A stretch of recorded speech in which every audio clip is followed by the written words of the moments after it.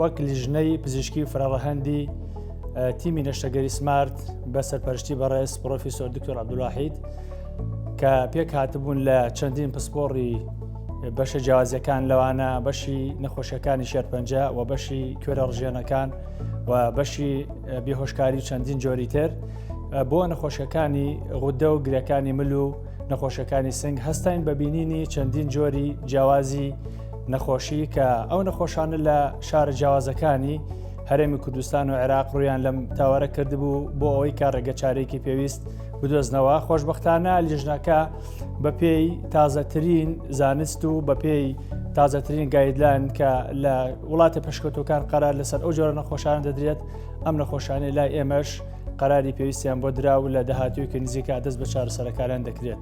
هیوای لە شتاقی بۆ هەموو چارەخوازان دەخوازین.